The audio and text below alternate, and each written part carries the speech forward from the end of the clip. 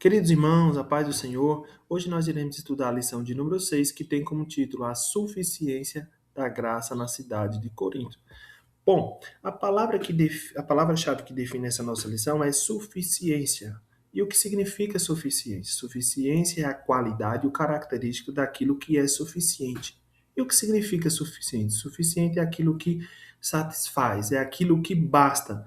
Então, nós vemos que o apóstolo Paulo enfrentou grandes desafios, oposições, adversidades, perseguições, mas a graça do Senhor foi suficiente, ou seja, a graça do Senhor foi o bastante para sustentar, para segurar e para dar força ao apóstolo Paulo, para que ele continuasse a sua jornada de evangelização.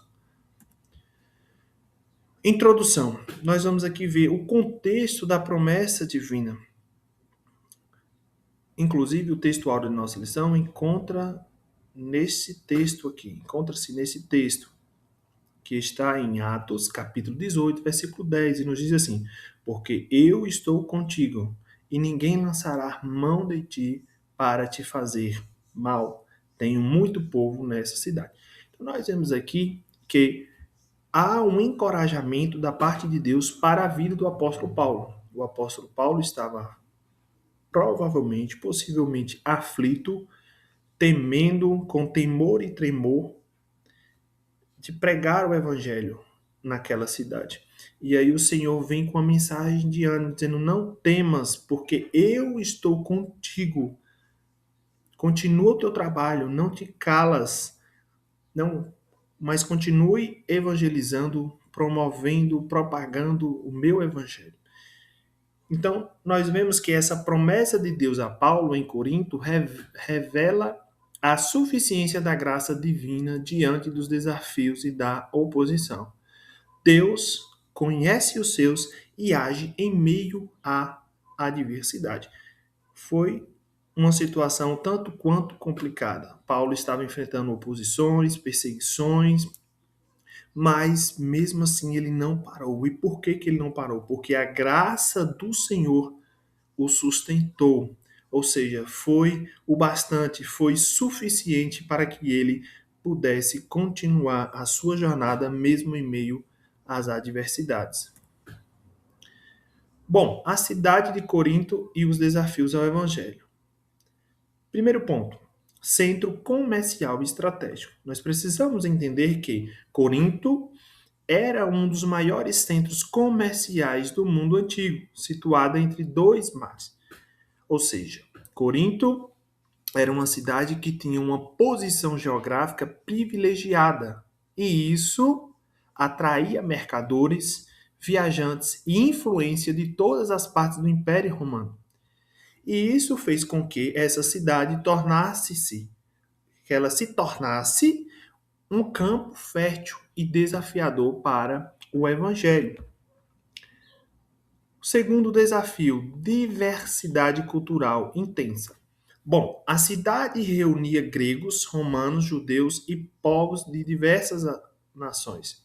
E essa pluralidade ou pluralismo cultural criava um ambiente de relativismo moral e religioso, onde o exclusivismo do Evangelho de Cristo enfrentava forte resistência e ceticismo intelectual. Ou seja, aquelas pessoas eram pessoas céticas, não conseguiam enxergar de modo claro aquela situação, aquele cenário espiritual. O outro grande desafio era a resistência ao cristianismo. Nós vemos que a pregação de Paulo confrontava diretamente os valores coríntios, dentre eles a sabedoria humana, o orgulho cultural e a imoralidade normalizada.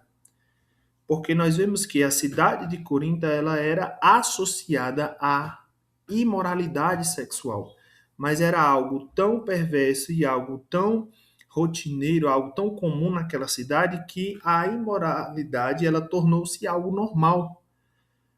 Ou seja, a imoralidade ela ganhou um aspecto normalizado, ou seja, a imoralidade estava normalizada naquele local. E nós vemos que o apóstolo Paulo enfrentou oposição tanto de judeus quanto de gentios, tornando Corinto um símbolo dos desafios missionários da igreja primitiva.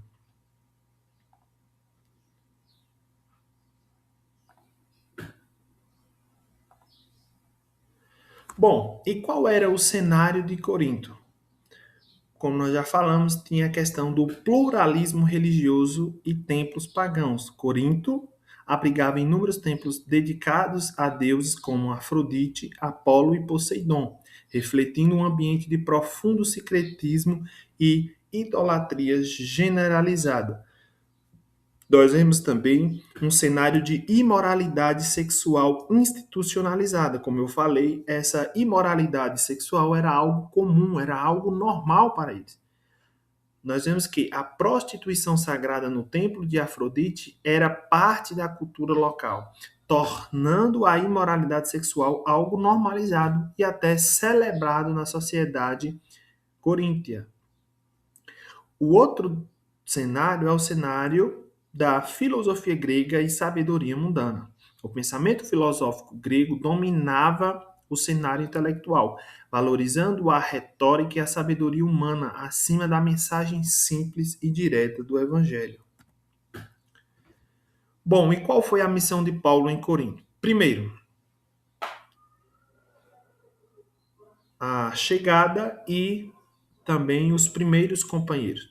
Paulo chega a Corinto e encontra Áquila e Priscila, que foram judeus expulsos de Roma por Cláudio.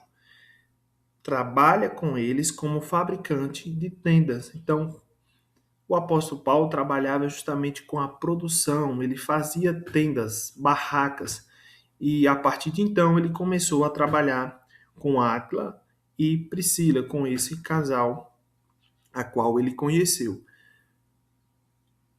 2. Pregação nas sinagogas e nas casas.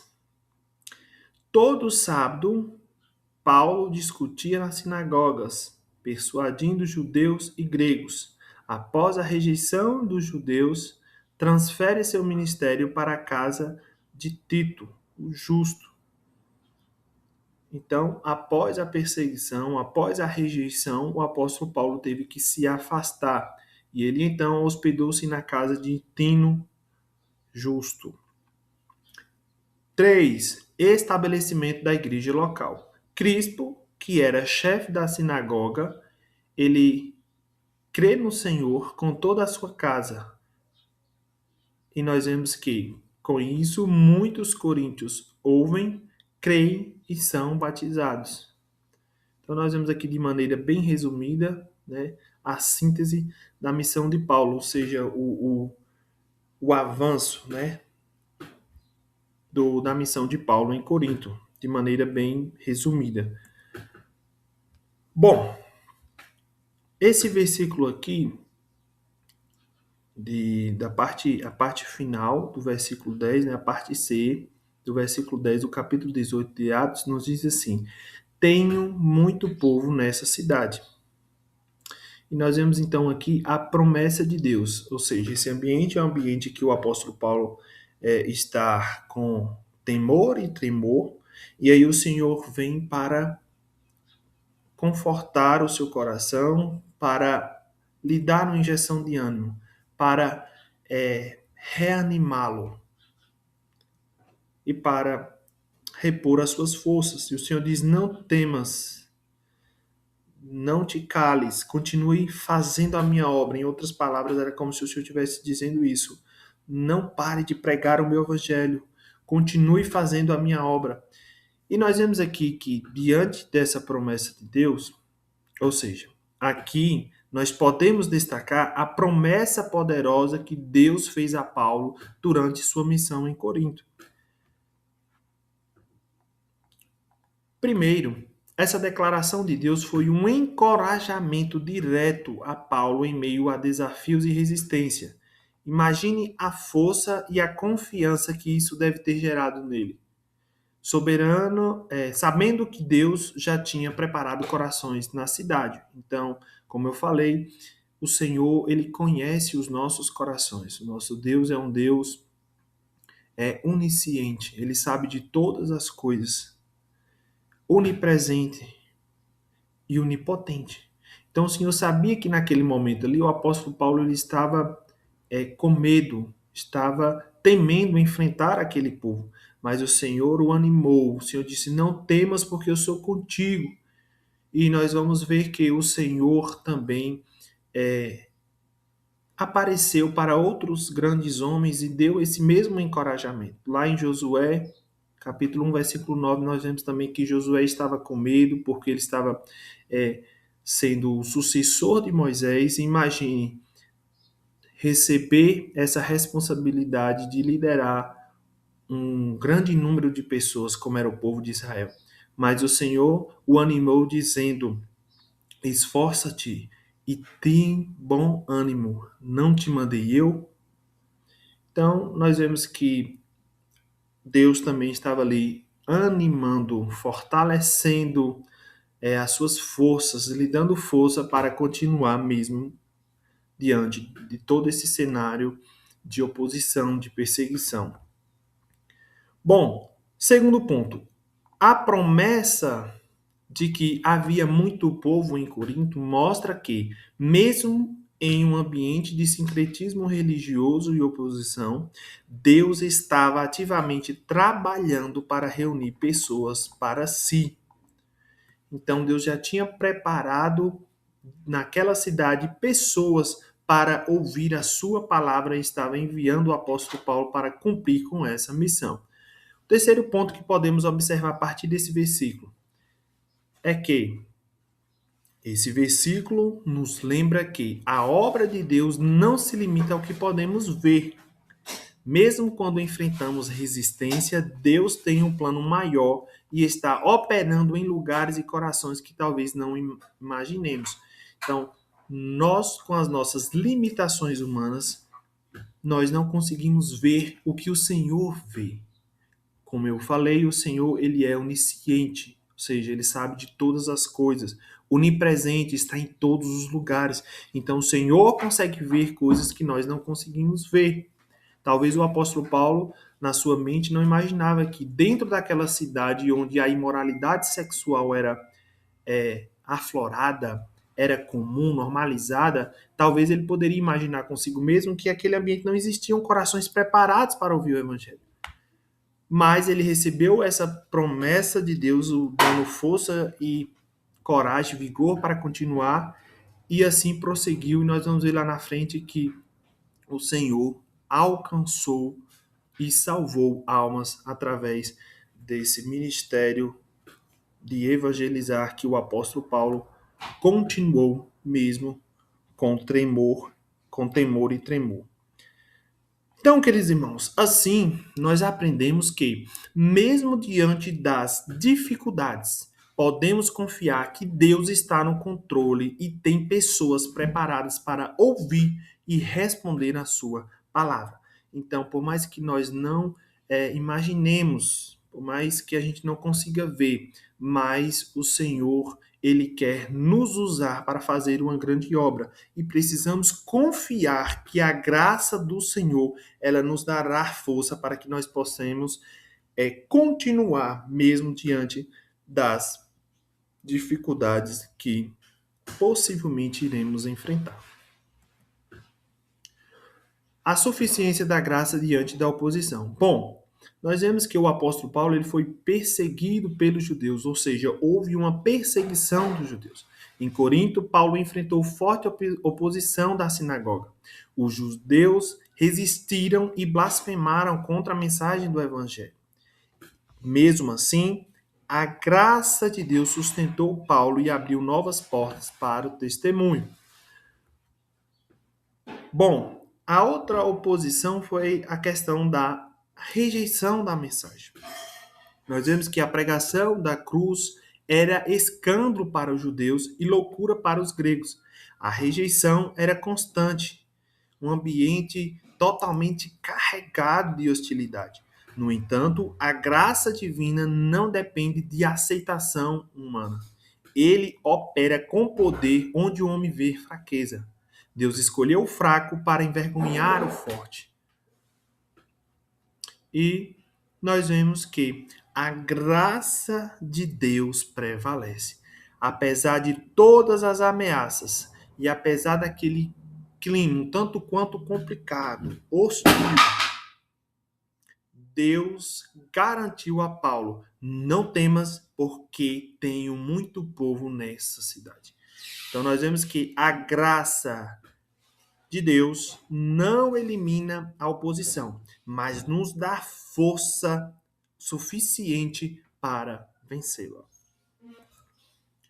A graça que transforma vidas. Bom, então, como eu disse, o apóstolo Paulo possivelmente pensou em desistir, mas não desistiu. Recebeu esse ânimo, esse encorajamento da parte de Deus, e nós vemos que isso gerou resultados positivos.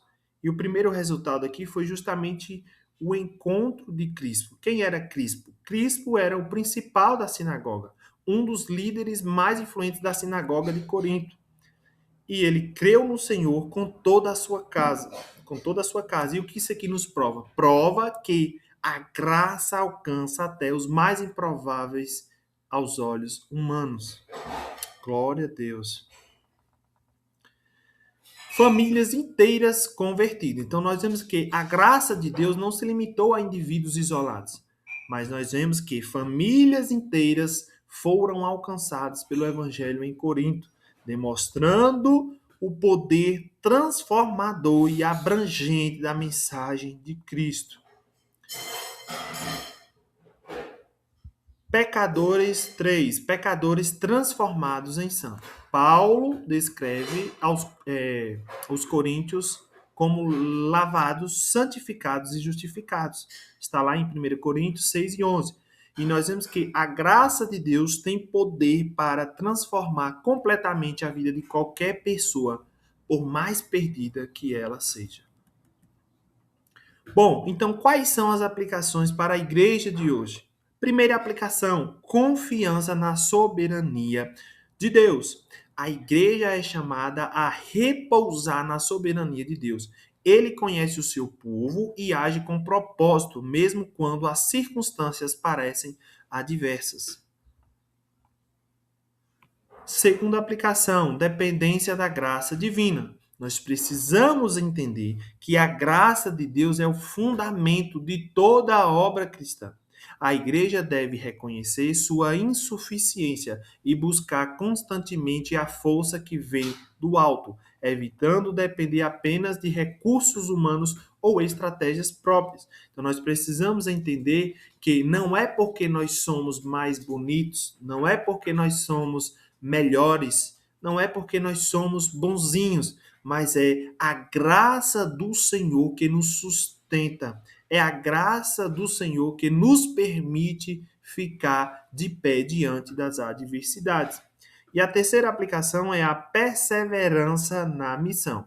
A missão evangelizadora não deve ser abandonada diante das dificuldades. Dificuldades virão, problemas surgirão, mas nós precisamos continuar firmes, confiando que o Senhor nos sustentará.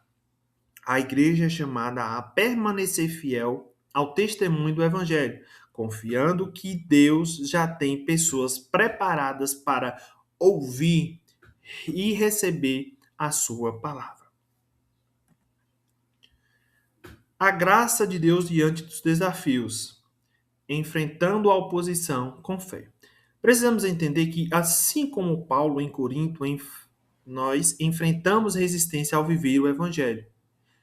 A graça de Deus nos capacita a perseverar diante da hostilidade, do desprezo e da pressão cultural, sem recuar da fé, mantendo a esperança nas promessas de Deus. Bom, mesmo nos momentos de dificuldade, a palavra nos assegura que Ele está conosco e que a sua graça é suficiente para sustentar cada crente. Então, a graça do Senhor, ela é o bastante. A graça do Senhor é o que basta. Ou seja, se nós estivermos com a graça do Senhor, ou se a graça do Senhor estiver conosco, nós somos capazes de enfrentar qualquer barreira, qualquer dificuldade e qualquer oposição. Vivendo pela graça suficiente no dia a dia. Bom, a vida cristã não é vivida na força própria, mas na dependência contínua da graça divina. Então, não é pela força do nosso próprio braço, mas é confiando e dependendo inteiramente da graça divina.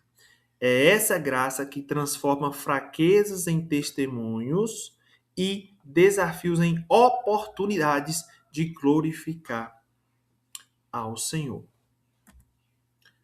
Bom, então, de maneira resumida, ou seja, a síntese da lição e pontos para a reflexão. O que foi que aprendemos aqui nessa aula? Que Deus tem um povo em cada cidade, a graça supera toda a oposição, a transformação é obra divina, a missão continua, ou seja, nós precisamos, assim como o apóstolo Paulo evangelizou, pregou o evangelho e as dificuldades não, não lhe pararam, ou seja, não foi impeditivo, não foi algo que lhe impediu de pregar o evangelho. Nós precisamos, ainda hoje, continuar com essa missão, ir por todo mundo e anunciar o evangelho de Cristo a toda criatura. Então a missão ela continua hoje. A promessa permanece fiel. Então tenha convicção de que Deus estará contigo, Deus estará comigo, Deus estará conosco e nos ajudará e nos sustentará para que continuemos essa grande missão. E a nossa missão é saquear o inferno e povoar o céu. Nós precisamos dar continuidade a essa grande missão.